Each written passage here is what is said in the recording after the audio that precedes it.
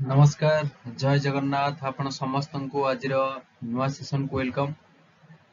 तो आज आपण मानकर फॉरेस्टर रिजल्ट डिक्लेयर हो सारी।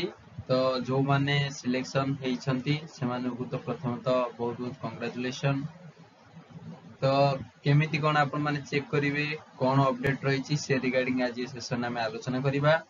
आपण देखि पारुथिबे एटा Odisha subordinate staff selection commission बा वोट ट्रिपॉलिसी द्वारा जारी करा जायतिबा नोटिस टे 27 अक्टोबर नोटिस।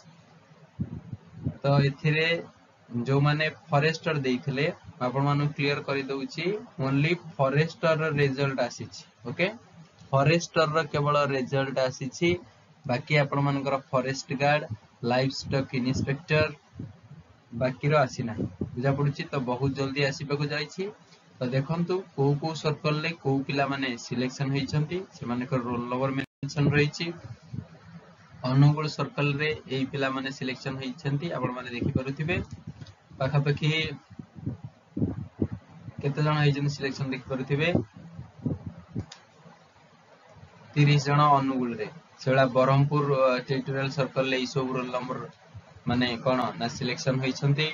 भवानीपटना जे देखिबा एते पिला सब सिलेक्शन होइछंती। तो विभिन्न सर्कल ले प्राय पिला पाइछंती। एटा बहुत लेट हैला फॉरेस्टर रिजल्ट आसीबा पई, बहुत स्ट्राइक मध्य चलीथिला, आपण माने सपोर्ट बहुत करिथिले। तो रिजल्ट फाइनल आसी जाईची।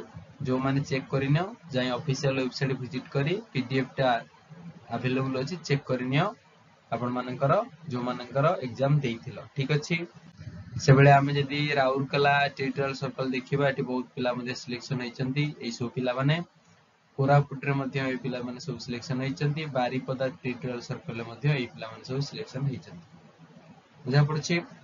तो एटा प्रोविजनल रिजल्ट रहिछि, माने चलंतु एटा होछि आपण मानकर फाइनल रिजल्ट। ओके एटा होछि फाइनल रिजल्ट।